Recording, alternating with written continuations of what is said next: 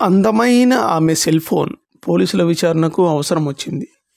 మీ cell phone ఒకసారి ఇస్తారా అంటూ తీసుకొని పరిశీలిస్తే ఆమె టచ్లో ఉన్న వారి పేర్లు చూసి కంగు తిన్నారు పోలీసులు.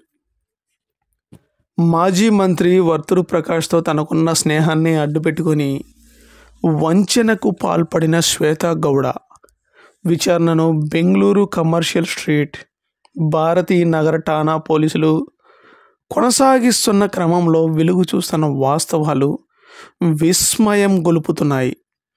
ఆమె తన ఫోన్లో వర్తూరు ప్రకాష్ పేరును మైసూర్ పాక్గా నమోదు చేసుకుంది. మరో భాజపా నాయకుడి పేరును గులాబ్ జామున్గా, ఇంకో స్థానిక నేత పేరును రసగుల్లాగా పెట్టుకుంది. ఇలానే మరికొందరికి తీపి నామధేయాలు తగిలించింది ఆమె.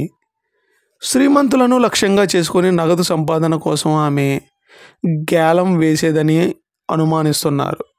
ఇప్పటికే వంచనలతో కూడగొట్టిన సొమ్ముతో కొనుగోలు చేసుకున్న విలాసవంతమైన కారులో తిరుగుతూ పరపతి పలుకుబడి ఉండేవారితో స్నేహాన్ని సంపాదించేది ఆమె. కమర్షియల్ స్ట్రీట్లో ఆమె వంచనకు గురైన నగల వ్యాపారి వద్ద ఇలానే వ్యవహరించిందని తేలింది. బెదిరింపులకు పాల్పడి కొన్ని ఆభరణాలు తీసుకుందని గుర్తించారు. వెనక నుంచి ఆమెకు మార్గదర్శనం చేస్తున్న ఓ వ్యక్తి పరారీలో ఉన్నాడని పోలీసులు తెలిపారు.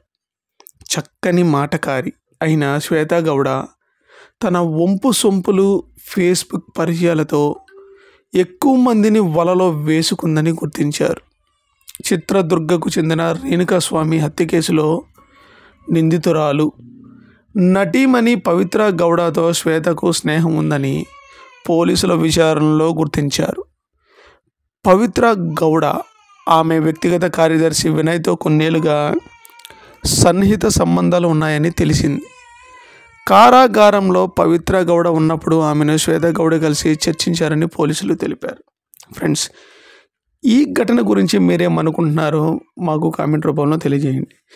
నిజంగానే ఈ మాయా లేడీ వగలాడి ఇంతమందిని ఇలా వల వేసుకుందా లేదా అనేక అనుమానాలు ఉన్నాయి. ఫ్రెండ్స్, ఈ ఘటన గురించి మీరేమనుకుంటున్నారో మాకు కామెంట్ రూపంలో తెలియజేయండి. మరియు ఇలాంటి మరిన్ని లేటెస్ట్ అప్డేట్స్ కోసం మీరు మా ఛానల్ తప్పకుండా లైక్ చేయండి, కామెంట్ చేయండి, షేర్ చేయండి, సబ్స్క్రైబ్ చేసుకోండి.